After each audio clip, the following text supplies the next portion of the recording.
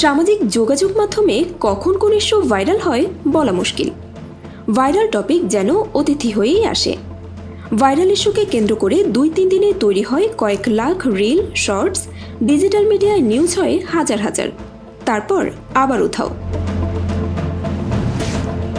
এখন যেমন সান্ডা ভাইরাল টপিক, এমন আরও অনেক টপিক এসেছে, বিনোদন অথবা ভীতির জন্ম দিয়েছে, তারপর আবার চলে গেছে।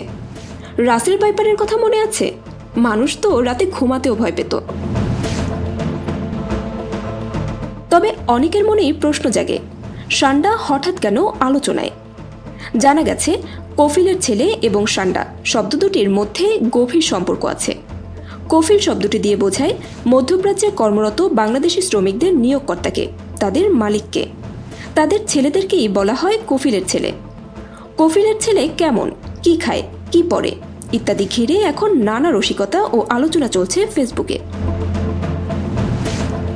সান্ডা ও কফিলের ছেলে ট্রেন্ড জনপ্রিয় করার পেছনে আছে কিছু প্রবাসী বাংলাদেশি ব্লগারের ভিডিও। তারা সৌদি আরবের মরুভূমিতে কাজ করেন, কাজের ফাঁকে ভিডিও বানিয়ে শেয়ার করেন ফেসবুকে। তাদের মধ্যেই একজন জনপ্রিয় ব্লগার হলেন আব্দুল মান্নান। আব্দুল মান্নানের একটি রিলসে দেখা গেছে একটি সান্ডা ফোঁসফোঁস করছে।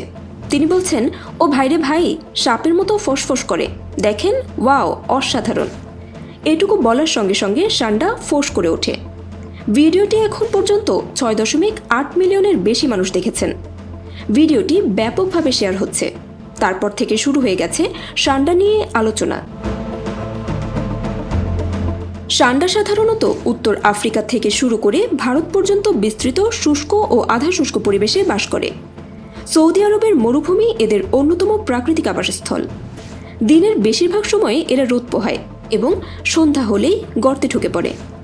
এদের প্রধান খাবার গাছের পাতা এবং ছোট ছোট পোকা। সান্ডা সরীসৃপের শরীর গিরগিটির মতো। তাপমাত্রা ও ঋতুভেদে এরা রং বদলাতে পারে। মরুভূমির বেদুইন বা স্থানীয় গোষ্ঠীর মানুষ এই সান্ডা ধরেন এবং কেউ কেউ এগুলো খান। কেউ কেউ সান্ডার বিরিয়ানিও রান্না করেন।